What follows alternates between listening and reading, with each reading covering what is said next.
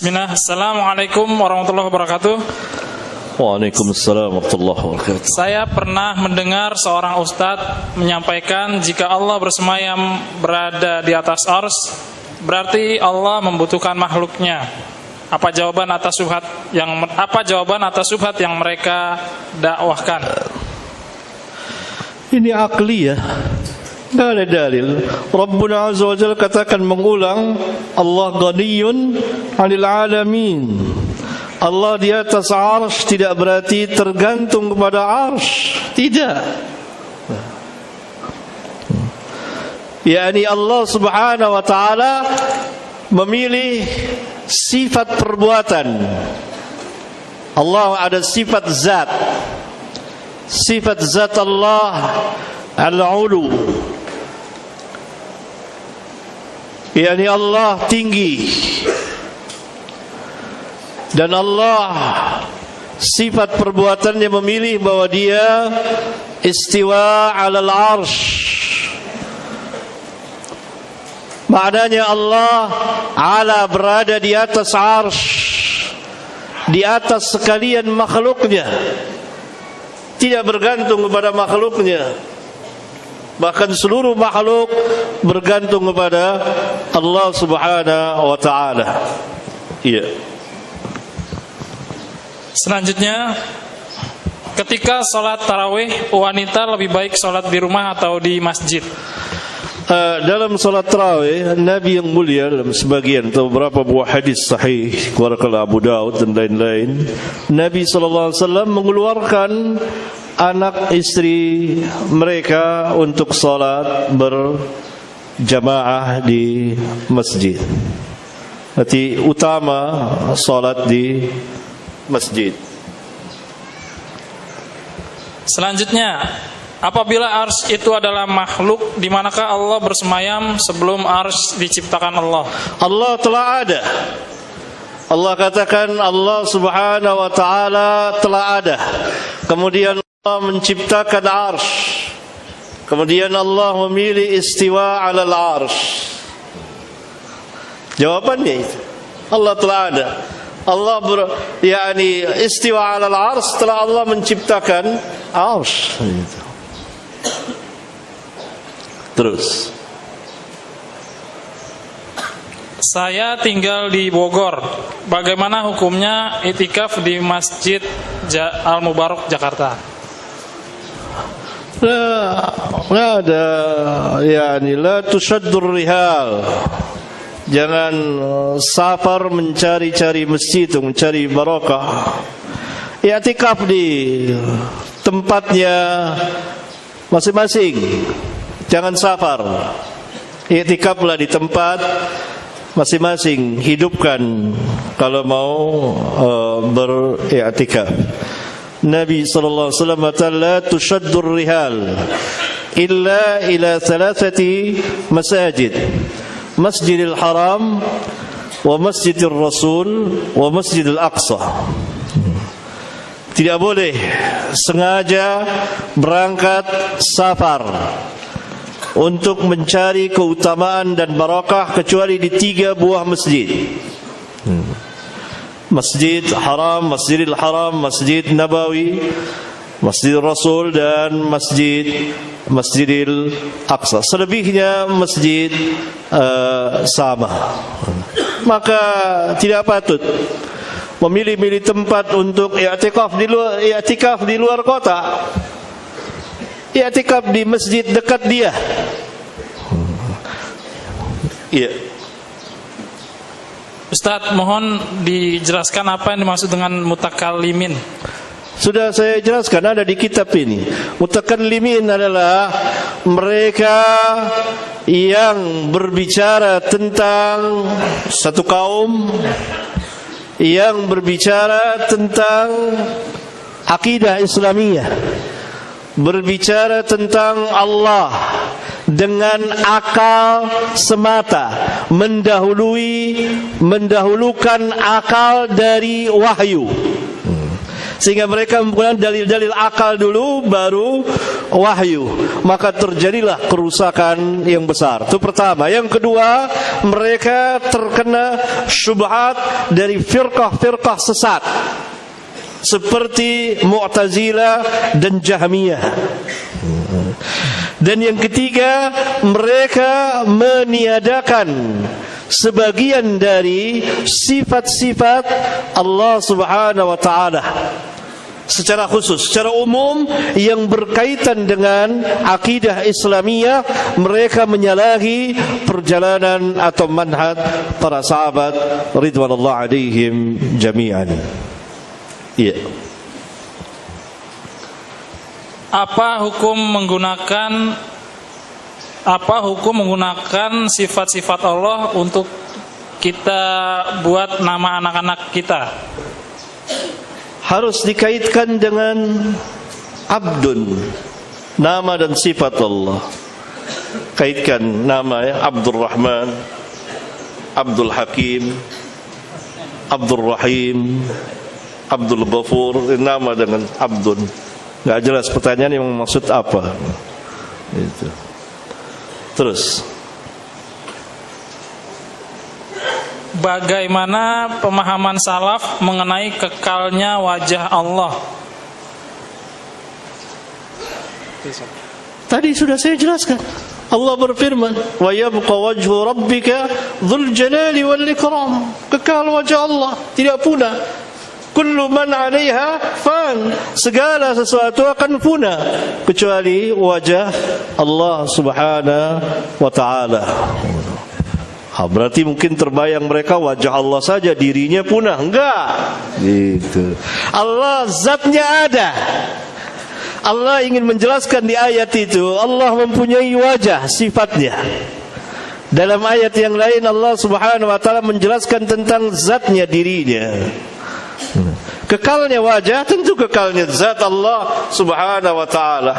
Nah, Allah memberitahukan di ayat tersebut dan di beberapa ayat yang lain bahwa Allah mempunyai wajah yang wajib kita imani, kita yakini apa adanya, dan tidak boleh kita samakan, serupakan dengan wajah makhluk.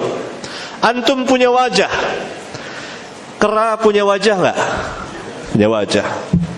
Kalau antum dengan kera berkaca bersama, lalu ditanya, ini yang depan namanya apa?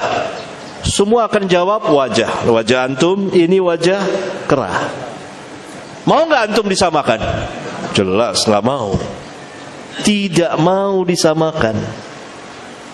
Secara akal budi manusia tidak mau disamakan. Karena itu perkataan manusia keturunan monyet itu hanyalah omong kosong. Secara akal budi manusia akan menolak. Kalau misalnya terjadi diskusi, diskusi, yang satu mengatakan kita keturunan monyet, yang satu mengatakan kita keturunan Adam. Coba kita pisah. Mana yang keturunan Adam? Sini. Mana yang keturunan monyet? Kera sebelah sana. Dan kita undang para kera untuk datang. Inilah kakek mereka. Ketika para kera datang, hendaklah mereka cium tangan kakek sama bapak mereka. Secara akal budi manusia akan menolak. Manusia akan menolak, nggak mau. Ini manusia. Allah punya misal yang lebih tinggi. Karena itu Rabbul Alamin mengatakan laisa kamislihi syai'un. Oleh karena itu salah satu syubhat ahli bid'ah adalah kalau mereka tetapkan Allah punya wajah, mereka khawatir menyerupai wajah makhluk. Padahal Allah dengan tegas mengatakan laisa kamitslihi syai'un wa huwas samiul basir. Bagian yang pertama dari ayat ini meniadakan penyerupaan Allah dengan makhluknya. Bagian yang kedua jelas menegaskan bahwa Allah mendengar dengan pendengarannya, melihat dengan penglihatannya. Wa huwas samiul basir. Itu syubhat mereka, terbit dari kejahilan mereka. Khawatir, padahal mereka juga punya wajah, kera juga punya wajah. Allah punya diri dan mereka juga punya diri. Tapi mereka tidak pernah khawatir ketika berbicara tentang zat Allah. Padahal pembicaraan mengenai sifat cabang dari pembicaraan mengenai zat. Ya. Ustadz, mohon apa yang dimaksud dengan Jahmiyah dan ciri-cirinya di zaman ini?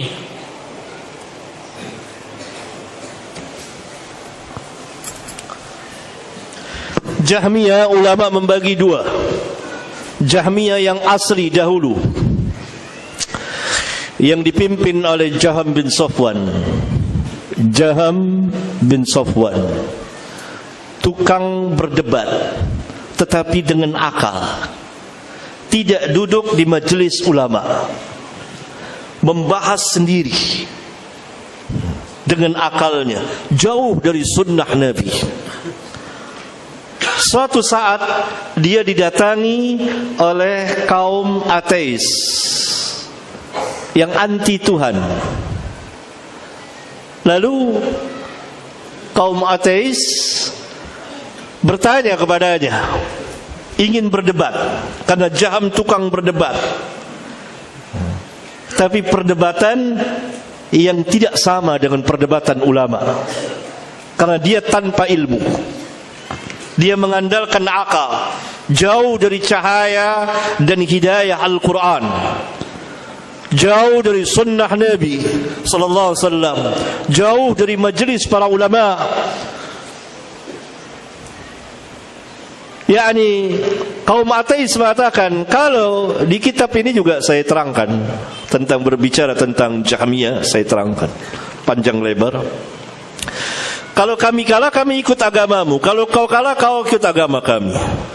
Lalu ditanya tentang Allah, pernahkah engkau melihat Allah? Dijawab oleh Jaham, enggak.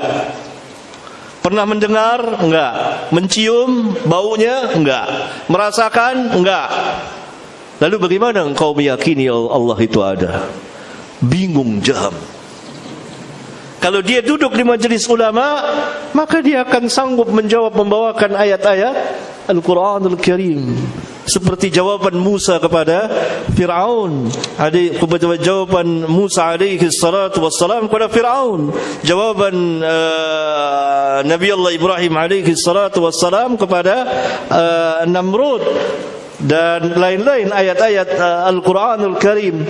Jaham karena jauh dari Al-Quran dan Sunnah, dan tidak duduk di majlis ulama, di majlis para ulama, para imam, dan tidak bermanhaj dengan manhaj salaf, dia bingung, heran.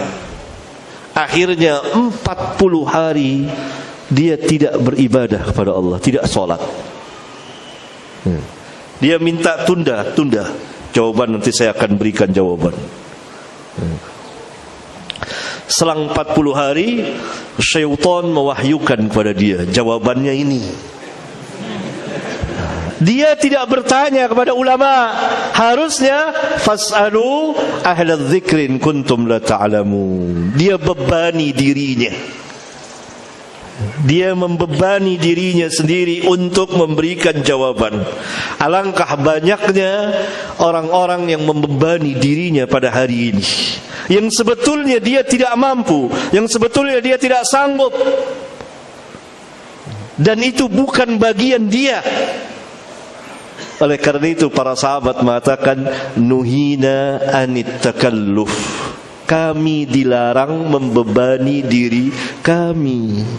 Kalau tidak mampu, diam, mundur dengan teratur, serahkan kepada ahlinya.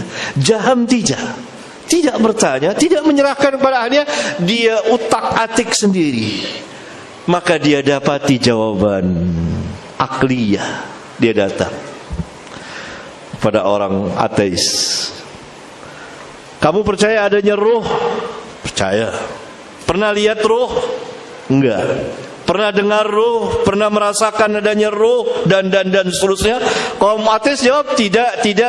Sama seperti jawaban Jaham. Maka ketika itulah Jaham mengkiaskan dengan itu. Itulah Allah. Tidak bisa dilihat, tidak bisa didengar, tidak dirasakan, tidak. Akhirnya apa? Keluarlah sebuah manhaj yang sangat sesat dan menyesatkan, meniadakan nama dan sifat Allah. Muncullah paham Jahmiyah.